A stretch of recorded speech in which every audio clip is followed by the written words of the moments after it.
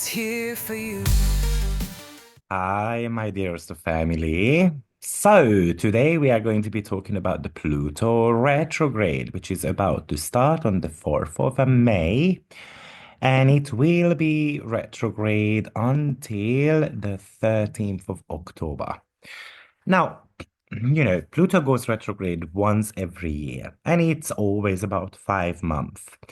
So it will only affect you personally if that Pluto, if you have got any planets on 3 degree of the fixed signs, which are Aquarius, Leo, Taurus, and Scorpio. Then in that case, it's a super important period for you. So let us break it down. And what I'm going to be talking to you about today is nothing to do with the 12 signs, okay? So I'm not going to be breaking that down. But we are going to be looking at Pluto stationing retrograde with an opposition to an asteroid called Pandora. It is still in square to Mars. It has got now an applying sextile to Venus. But also, Pluto is featuring the Uranus and Juno very exact opposition. The reason being is because Pluto is on the contra antisha of Uranus. So it acts like a Pluto Uranus opposition. And Pluto is sitting on Juno's antisha and on the contra antisha of Uranus. So that acts like an opposition. And Pluto even has a so-called contra-parallel aspects. So that's what I'm going to be breaking down for you today. Stay till the very end because you might be able to take a lot of new information away from this video. So first of all, let's just break. Oh, before we do that, I've got the Saturn course starting very soon. We have got 1 week left. So if you want to know more about Saturn, this is actually an exciting time for you to learn about the Saturn placements in your chart, Saturn in aspect, Saturn in houses, Saturn in signs, Saturn returns, how you can make the most of your Saturn. Saturn is a karma planet, and so forth. So, all these are going to get revealed to you within this 20-week course. I hope to see you there soon. One other thing that I would like to mention is that I'm running this marathon. So it's going to be all about Saturn in Aries, and I have invited a bunch of astrologers to talk to you about Saturn in Aries, potentially from different perspectives. So the very first video that I'm going to be posting next week, it's an interview with Frank Clifford. But I prepared an interview with Astrolada or B. Brit. I am going to be doing an interview with Kira Sutherland, who is going to give us health advice when it comes to Saturn in the sign of Aries, because Aries does represent the body, and other astrologers also. So I'm really looking forward to this little marathon. I'm going to be posting one video every 3 days. So if you don't want to miss that, potentially you might want to subscribe right now to my channel. And then if you would like to get additional weekly breakdowns, then you might want to join my YouTube membership program, or you can do that on my website as well. And then you get webinars as well as weekly forecasts, breakdowns for each sign. But let's get going with this Pluto retrograde. So Pluto goes retrograde on 4th of May 2025 in the sign of Aquarius. This is happening on 3 degree and it's going to be retrograde until the 13th of October. What do we need to know about Pluto? Well, first of all, Pluto retrograde indicates that we do have to do a lot of digging. We're gonna have to go into that depth of our inner world. Maybe potentially we need to be dragging something out there. We need to be putting it into the spotlight. Something that is hidden that needs to be revealed. And then when we don't want to reveal something, unfortunately, this becomes a forceful energy. And then it reveals itself instead of us. But also Pluto represents shadow work as well. So this is a deep transformation. This is a deep digging to uncover something that is usually, to be frank, uncomfortable. Usually there are certain type of wounds, traumatic experiences involved with Pluto. This is kind of like the buried truth. This is something that you did not process before. Maybe certain type of power dynamics, for example, in your life, maybe secrets that you didn't deal with. And then, unfortunately, they have to come back into your life so that now you can put a closure to it. Now, of course, Pluto is the destroyer, but it's an evolutionary process as well. And then, from some of the positive meanings of Pluto, is that it changes your life forever. And I promise you, usually this happens for the better. Because death is, something that we are afraid of, we don't want to talk about, and so forth. But the death also indicates that there is a new opportunity out there. But because we have been holding on to something for such a long time, we need this forceful energy to get us out of our comfort zone. So, to summarize, we are forced often to start fresh through crisis situations. Pluto is the planet of rebuilding something. But in order for us to rebuild something, we're going to have to go back to the foundation. We're going to have to do a lot of cleansing there. It's like you're trying to build a house. That was very much about Pluto in the sign of Capricorn, right? Capricorn represents construction work. If we want to build something stable, we're gonna have to go to the foundation and then we're gonna have to be able to, I don't know, put cement on it and so on. Now, because Aquarius is an air sign, potentially this Pluto is all about psychological blockages, mental blockages that we need to be able to remove with this Pluto. And then when we don't do that, it brings a lot of intensity. It strips away things that are superficial or unnecessary. And then it starts shining the light on darkness. Now, with people, yes, we can be looking for the meaning to life as well because we do this soul searching type of energy. Often we have to, because it's in a Saturnian sign, often it's about the removal of burdens and even obligations as well, coming to face our deepest fears.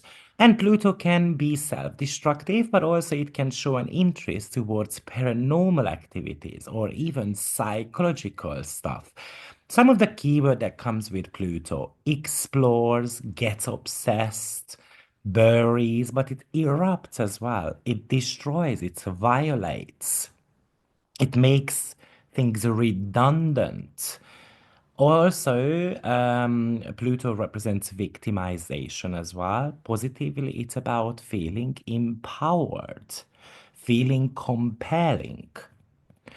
Okay, so as I said, I think because it happens in the sign of Aquarius, which is the representation of technology, community, inventions, and so forth. Pluto, the very last time, went into the sign of Aquarius, by the way, on 19th of November 2024, and it's going to stay there until 2044, pretty much. So this is really actually interesting because I think with Pluto retrograde in the sign of Aquarius, and Aquarius is humanitarian, Aquarius is the human rights. It looks like that seems to get violated somehow. Of course, when we are looking at from a technological perspective, there could be certain type of research made, for example, about the AI or something to do with basically with your own um, privacy, like the privacy settings on the phones and the privacy. So obviously, when your privacy is taken away, it kind of feels like that this is not democracy anymore, right? So this could even talk to us about that. I would say that Pluto, in the sign of Aquarius, by the way, which represents also microwaves and fake food. Now, talking about fake food, that's actually really interesting because one of the largest fast food restaurant chain closes hundreds of locations. I read this article recently. And that's really interesting, to be frank. Um, does it mean that people are going to be focusing more and more on healthier food? And obviously, Pluto is trying to, in a way, remove a certain type of a dirt when it comes to fake food, right? Because Aquarius represents all those type of things as well. Now, to be frank, one of the fast food burger chain that started closing down is called Jack in the Box. I think they closed about, or in April, they closed about 200 underperforming restaurants. And these restaurants have been operating for over 30 years. And in the entire year, they want to close additional 120. But we have got also this huge Burger King franchisee, Consolidated Burger Holdings LLC. They filed for Chapter 11 bankruptcy protection. Basically, they want to reorganize their businesses. Now, this happened on the 14th of April, and there are other restaurants as well. So, the Destin or the closed 57 restaurant locations in Florida and Georgia. Obviously, what does it mean? It affects thousands of employees. I think we are talking about a good 5,000 employees at least, but I don't have the exact data. And Pluto sometimes does these type of things, unfortunately. So do we expect maybe more restaurant chains to be, suffering in the future? Absolutely. I think I'm expecting that. But let's go back to a little bit on the personal level because, Aquarius is also about a community. So, of course, this would represent, in a way, that we might be struggling to show who we are, right? So, with Pluto, which is also about power, sex, the truth, hidden things, as we mentioned earlier, it indicates that potentially there is going to be a disruption, for example, when it comes to feeling authentic, how to show who we are. But Aquarius represents also projects and goals. Typically, it's kind of like the shared goals, really. So what is my role in this community? What is my role in this world? There could be also that question. And then because with Pluto, we like to investigate. So I start investigating the cause of mine. Imagine, if you have got the sun in the sign of Aquarius naturally, it means that the next 5 months, you're going to have to figure out who you are, basically, what your mission is. So it highly depends on what planet you've got, of course, in that particular sign. I would also say that um, with Pluto being in the sign of Aquarius, with Pluto, we are looking for the root cause of a problem.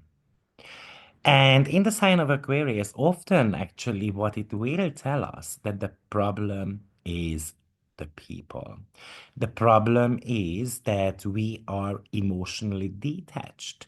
We have got this non-care attitudes. Aquarius is the trend. So therefore it represents patterns. The problem can be within the pattern, or it can also say that there is no problem with the pattern, right? There is no problem with the fact that some people have got this non-care attitude.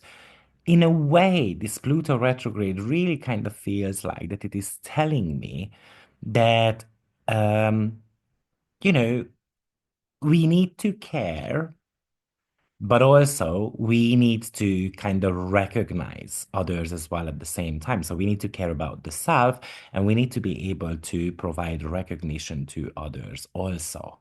Maybe we're going to have to look at how healthy our attachments are to people, what type of unhealthy attachments we've got. And because Pluto is the ultimate healer, but healing comes from the research within the self. And without that, it's not going to happen. With Pluto, when we resist, it really drains the energy of people. It really kind of feels like that it's a struggle within myself. Okay, so where am I going to go with this? What am I going to do with this? You should think about Pluto that it's the planet of removal. It removes any type of dirt that is not needed anymore in your life. And sometimes how it does it, it's really uncomfortable. When you are ignorant, and let's say you are ignorant towards your friends, you are ignorant towards your long-term goals, you are ignorant towards the group spirit, teamwork, that forward thinkedness, or you are ignorant towards futuristic matters and movements, then Pluto becomes brutal and forceful. So I think this Pluto retrograde is about questioning or figuring out what your role is in the society, what you mean to your friends, and what type of groups you want to remove or be part of. Because we all have to be part of something. Aquarius can represent social media platforms. So maybe even how much time do I spend on social media and how much time do I spend with real people? Pluto is cleaning, but it's not cleaning as in a house in the sign of Aquarius. It's about mental clearance. There is a lot of garbage in our head, and that needs to be. So basically, we are talking about outdated ideas, outdated friendships. How many friends do I have got on Facebook, and how many people actually I am in contact with? Because maybe we want to do a bit of a clearance there as well. So this is the process of Pluto, but the process it reveals first, and then it reminds, and then it becomes brutal. So, I usually also say that with Pluto, it should not be a secret what's about to happen because it does it extremely slowly. And, with Aquarius, this Pluto retrograde, it really feels like that we're gonna have to change the way we think about things. So it could be really about the fresh start. Maybe you have to be looking at your own relationship with technologies or trying out something completely new. Because Aquarius is about upgrading, it's something new. So feel free to have unconventional ideas. Don't think about Pluto retrograde as in a Mercury retrograde. Oh, I'm not going to buy a new car and all those type of things. Because Pluto is retrograde and Pluto is, for example, in my third house. Feel free to do that because Pluto goes retrograde for 5 to 6 months and it's in the shadow period as well for a very long time. So it looks like that you are hungry to innovate something in your life, to improve, to upgrade something in your life. And I feel like with Pluto, it does not want you to do things super quickly either. Because we might not be able to emotionally process or mentally process the information. It's not like the university takes, I don't know, 4 to 6 years, right? Do you not want to finish the university in 1 year? Because you might not, it might not be beneficial for you. So sometimes things happen slowly. And we just need to be able to accept that. We need to be able to Be patient, basically. Okay, so very briefly, that's what I wanted to talk to you about in connection to Pluto. Now, let's have a look at the aspects involved. Now, we do have got a opposition to Pandora in the sign of Leo, which is straight away super important. I mean, super interesting. First of all, I did speak about the Pandora and Pluto opposition in the new moon video. So if you haven't listened to that video yet, probably you want to go and revisit because I gave a lot of information about the Pluto Mars opposition, the Mars Pandora conjunction, and so forth. But one thing that came to my mind connected to this Pluto and Pandora opposition is curiosity killed the cat. Why is that? I mean, with Pandora, we opened the box, we could not resist the temptation. So it's really, by the way, Pandora, its astrological number is 55. And she was named after the very first human woman in Greek.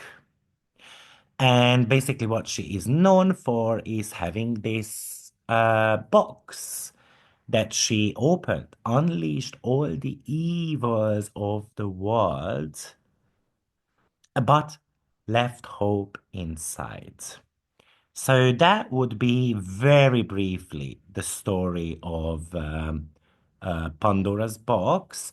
Now, how did this box get to her? Well, basically, it was pretty much Pandora was a gift to the brother of Prometheus.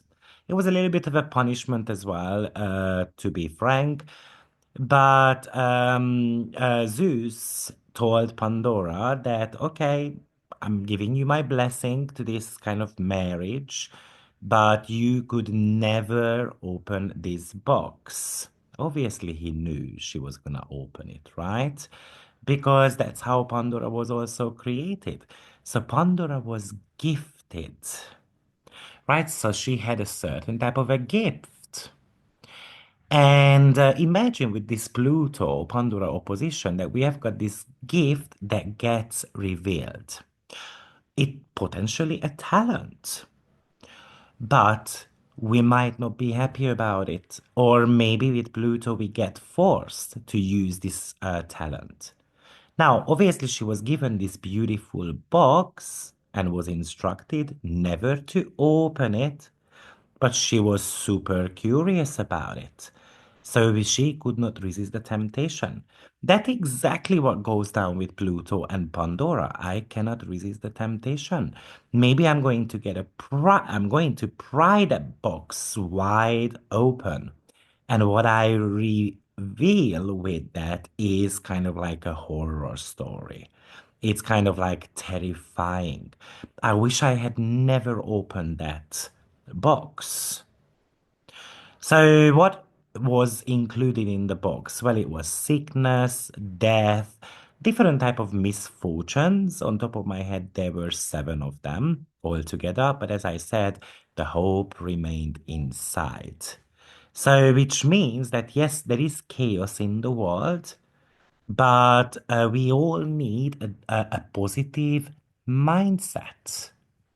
There's a lot of kind of like symbolism behind Pandora. Uh, one of my favorite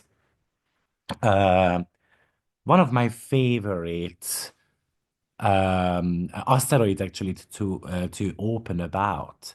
So, for example, with Pandora in the sign of Leo, we make the decision to open the box, despite the fact that you had been warned not to do that.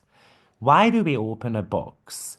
The reason why, because we want to find something, right? And we want to feed our curiosity.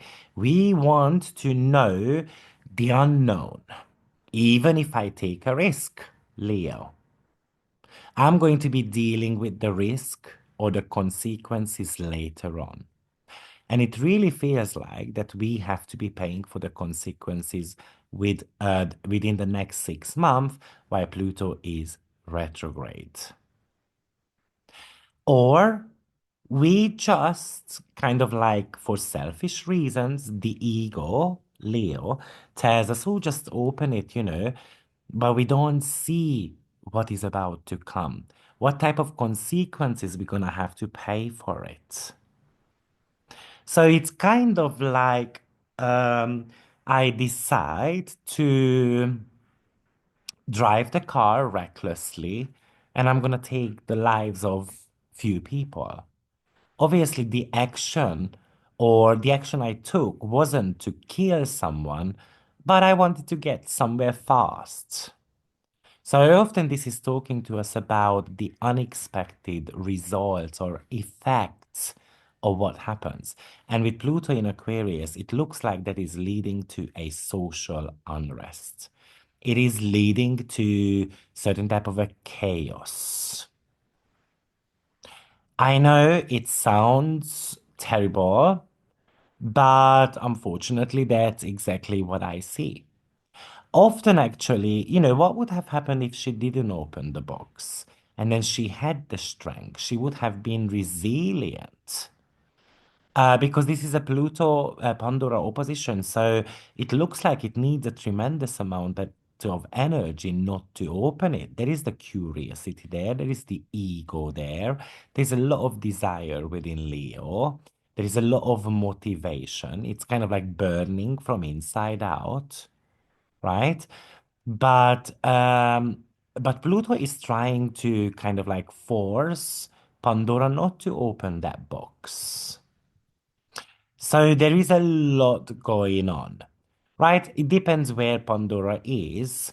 But for example, in the sign of Leo, it could indicate that I'm so curious about creativity, or I'm so curious in romance or in the life of children.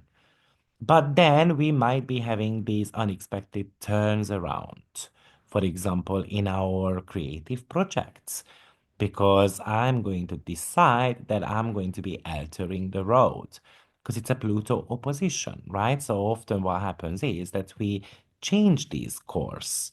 Now, Pandora in the sign of Leo is all about self-expression, but it comes with a lot of drama.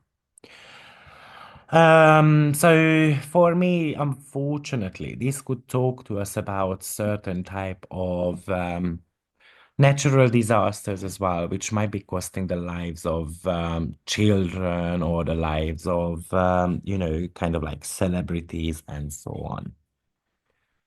Now, what else do we see in this chart? Well, first of all, we have got this ongoing Uranus and Juno opposition. But Juno is retrograde. And as mentioned earlier, the reason why this is important is because Uranus is sitting on the Antisha of Juno, which is in opposition to Uranus. So let's break this aspect down as well. First of all, this aspect has been going on for a while. So we had an opposition already on 23 of Taurus to Scorpio, and that happened on 17th of January. And then we had one just recently as well, but that happened on 26 of Taurus to 26 of Scorpio. Of course, it means that it is actually sitting on Algol. So we are talking about the archetypes of partnership agreements. And this is an opposition, so it's culmination. And it really feels like that someone is about to end a certain type of an agreement or partnership, or you are unable to commit to something because a sudden chaos, crisis situation that came up and then you're gonna have to kind of end it. Now, imagine, because it is happening in fixed signs, often this is also about habits. So imagine that you have been going to the gym for a very long time, and then all of a sudden, somehow, this gets disrupted. You are unable to do that anymore. I don't know, maybe for 2 weeks, maybe it's going to be 5 months because you break your leg. Let's say if it happens in your sixth house, and so on. Now, of course, with Uranus, there is always this drive for freedom. But we have got Juno retrograde who says, okay, hold on a minute. So, what about my marriage? What about the commitment that you made to me? So, I don't let you do that. Or I'm super like craving for freedom, just going out with the friends and so forth. And Juno in the sign of Scorpio is super possessive, super jealous. So if I go out with my friends, it's gonna cost my marriage. So what am I going to do right now? So with Juno in Scorpio, it's all about a marriage partner who is very controlling or super intimate, for example. And Uranus would like to run away from this. Uranus would like to get detached from this. So there is a power struggle, kind of like dynamics going on, which could be even connected to shared resources. So where is that gonna lead? It's going to lead to a relationship that is about to change. Whether it's a divorce or we stop a certain type of a financial agreement between two countries, or because Juno is retrograde, so we can just simply redefine these contractual agreements. But this is somehow something that there is a disruption to an agreement that we might have made a very long time ago. And maybe this is a karmic one. This is a very super long opposition, by the way. So we had the first one January 2025, but even we're gonna have this opposition going on 2025 October. And then of course we are now at the end of April, so we have got this one here. So often with Uranus, things happens out of control in a way, especially with Pluto. Something is going down, something is about to die without us kind of like recognizing it. So with Uranus, it hits unexpectedly. It happens so quickly that it leads to a fear. It leads to a certain type of um, um, chaos, basically. And it could be happening, for example, in the financial world. The other thing is that Juno in Scorpio is so clingy. And Uranus gets tired of this clinginess. It's so suspicious. It's checking my phone and, getting a private detector to follow us because thinking that, oh, someone is cheating on me and all those type of things. And then Uranus, is all about, okay, I have to find little small doors to kind of run away from this scenario. So with Uranus in Taurus, like I try to run away from the responsibility of having to pay the bills. And then Juno doesn't give up right now. It is going after Uranus. So that's one way how we can approach Uranus and Uranus and Juno opposition. Now, while Uranus is making this opposition to Juno, it does make a trine to the South Node and therefore a sextile to North Node as well. So it kind of feel and this is also happening on 26 degree.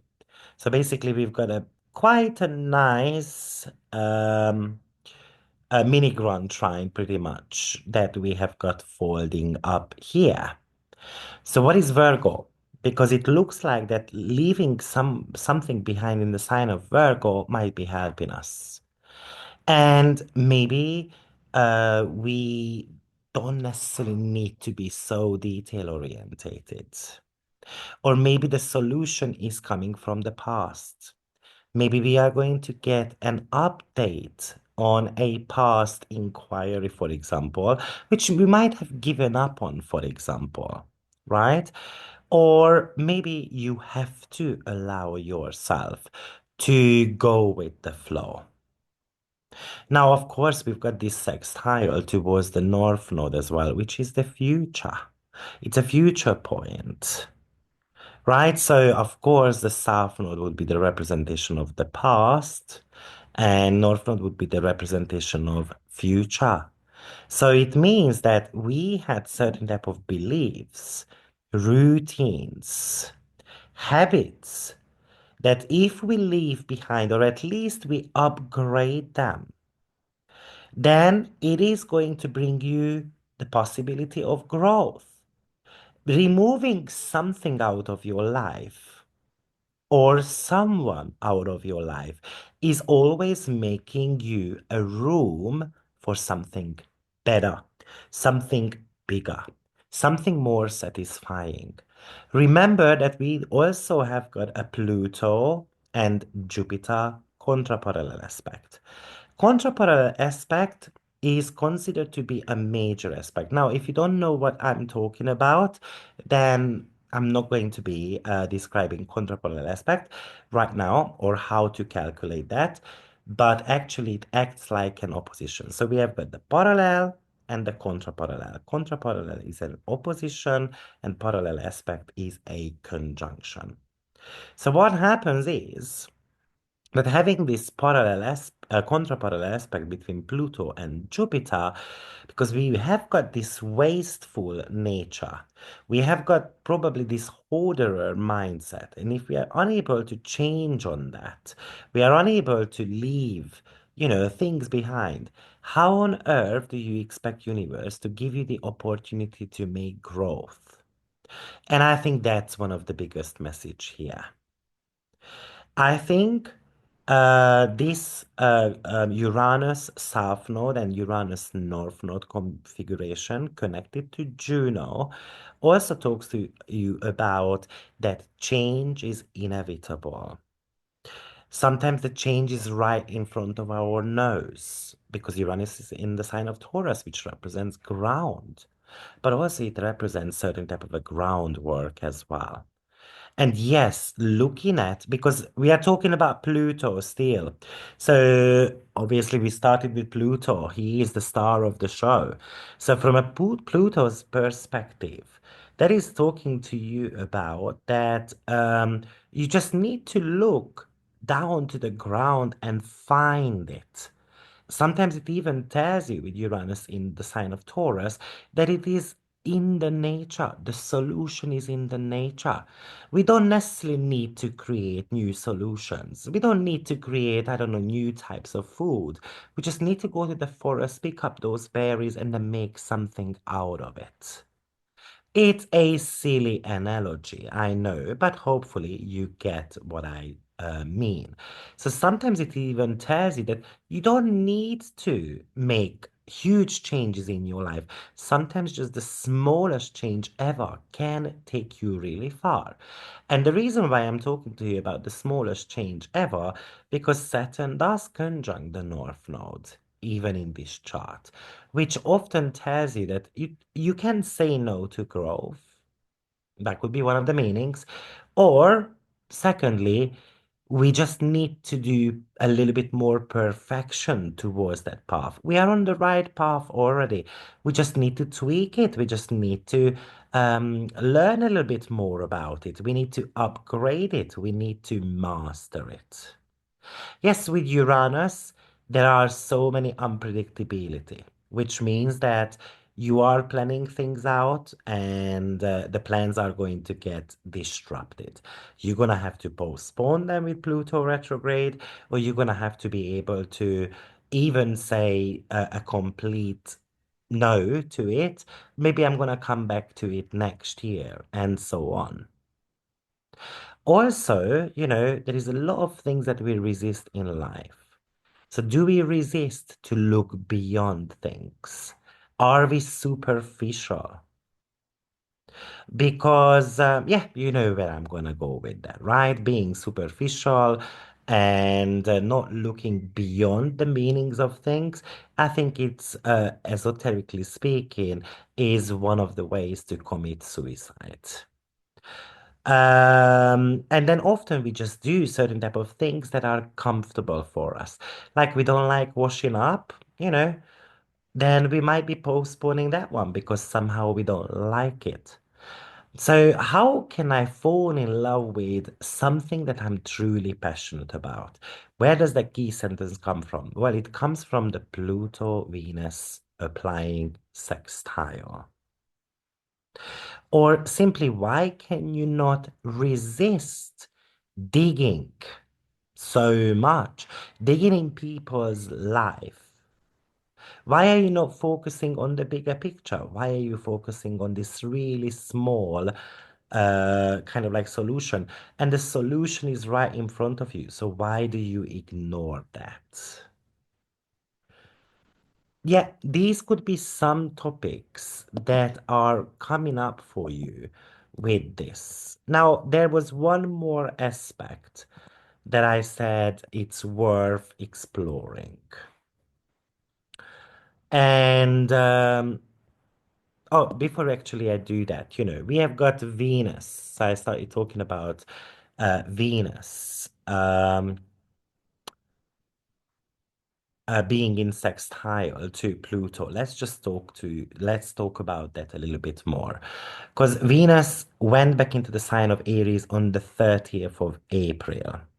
And Venus first entered Aries on the 4th of February, but then she went back into the sign of Pisces on the 27th of March, and then now she is ready to be back in the sign of Aries. So you might have started already because Venus already made a sextile to Pluto as well.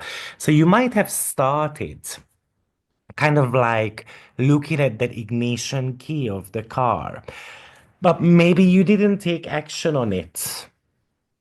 Or you just started it and then you postponed it. So Pluto comes into the picture and then wants to empower. With Venus in the sign of Aries, it's all about, because Venus is the desire and Aries is the action that I take. So, what type of actions do I want to take about things that I want? Is that money? Is that love? Is that a new car? And so forth. Look at where Venus is in your chart. Now, because Venus was retrograde, it did slow down things. And then we had to be internally looking at, okay, why do I need that car? Why do I need that, more money and all those type of things? And often with Venus in Aries, the reason why we do that, because we fight for validation. We want to be a winner.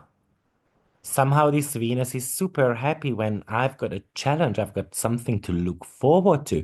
I can prove that I'm worthy. I can show my strength to others. So with Pluto in the sign of Aquarius, obviously we might talk about a friendship. So I want to prove to my friend, I'm competing with my friend, and I want to prove them that I'm an almighty person. I'm strong. So often with that Pluto, it's also very possible that, we become a little bit more demanding towards others. We become a little bit more bossy. But this is a sextile. So it really feels like with Venus in Aries, I don't give a damn. I don't give I don't give the rat's ass about what other people think of me because it's me. Or do you crave for the validation of others? Is that something that you want to fix? I think Venus and Pluto sextile is the way out. And it's about digging deep to find something that energizes you, that makes you super passionate, that makes you super happy. Well, if the bad news was not enough, then Pluto, by the way, is still in square to Black Moon Lilith as well, in the sign of Scorpio. That got perfected on the 30th of April, so it's still within orb, of course. And Black Moon Lilith is the outcasted person. Black Moon Lilith is she got basically, she got punished for leaving her husband behind because that was against kind of like the rules. And Pluto in a sign of Aquarius, Aquarius is about I don't give a crap about rules. I want the rules to be more human. So because we've got this square here, it looks like that the society insists on something, insists on accepting things. And that's when Black Moon Lilith goes uh, rebellious. I mean, remember, she was told that she couldn't leave the husband behind. So she decided to leave the husband behind. She was even kind of like promised that she would get punished for it. She didn't care about it because you violated my privacy. So, what I'm feeling in the world is that someone is going to be called names, someone's financial situation is going to be revealed, and then this is going to go to court. That's somehow the story that it feels like. And of course, we have got this Pluto Jupiter contra Antisha as sorry, not contra Antisha, contra parallel aspect as well. And Jupiter is justice, and Jupiter is making a mountain out of a molehill. So, maybe I don't know, a politician who spent $2 on something, and then someone is going to say it was $2,000. But also, Black Moon Lilith is about sex and power also. So there's a lot of power struggle going on with this Pluto retrograde chart. We've got still the square to, opposition to Mars. We've got this Pandora who opens the box. We've got this Black Moon Lilith square going on. It's this victim, being the victim and being the punisher type of energy is really here somehow. And there is a lot of, I mean, there's a lot of crisis going on. I mean, this could indicate a political figure to die, in a way mysteriously, or the truth wouldn't be said about the death of this particular person. Somehow they would be like, oh, okay, it was an accident, but when we do an autopsy, and that's Pluto as well, then it turns out that actually that wasn't really, an accident. It looks like there are some this marks and that marks. So, but Venus is in the sign of Aries, and that helps. That encourages you to go after something that you want. You just need to work on your courage. You need to look at what ignites you, what motivates you. You're gonna have to be open to fights, to standing up for yourself, but also to open the doors towards new opportunities also. And I mean, there is so much going on in this chart. Wow. Because the dispositor of this Pluto is actually Saturn, who is still making a trine to Juno as well. And by the way, what's so interesting about all these, that these are not one occasions. This was also, this is actually the second of a three trines. So Saturn had a trine to Juno on 13th of December 2024. And then now we had the second trine on April 28th, 2025, but it's still within orb anyway. And then we're gonna have one more September 24th, 2025.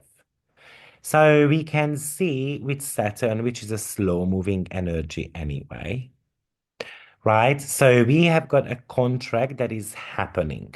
Potentially, it is behind the scenes. So we've got a disruption to a contract, and then with Saturn, we establish new contracts, but we are reviewing this contract, or we are working on creating a better connection. Like, uh, okay, kind of like coming up with rules in this relationship that, listen, this is the rule. Let's give it like certain type of a time to test it out. Let's see if it works. It could be a banking application, for example. Would it work? Let's roll out something that we have been testing. Of course, this contract could be between two people, two countries. The key here is let's commit to it. We are on board with it. Now, because Juno is in the sign of Scorpio, though, it's very concerned about certain type of secrets, potentially the pitfalls of it, or potentially what is my partner doing behind the scenes. So just know that as well, that this could be a bit of a pickle with Juno, but Saturn is ready to be kind of like fair and consistent holding up this agreement. And Saturn often says, let's make things simple. We don't need to over complicate this financial agreement, for example. So it really feels like that obviously we've got these war zones going on and so forth. There are going to be certain type of solutions, at least financial aids going somewhere and so forth. So that's the Saturn and Juno. And again, that is something that is actually helping us here. Okay. So, oh, and one other aspect that I wanted to talk to you about was the Pluto and Jupiter contrandisha. Okay. First of all, we're gonna have to go back a little bit potentially to 2020. Because when it comes to Pluto and not contrandisha, contraparallel, which acts like an opposition. Okay, so imagine the conjunction between Pluto and Jupiter. And then it looks like it kind of like comes to a peak point.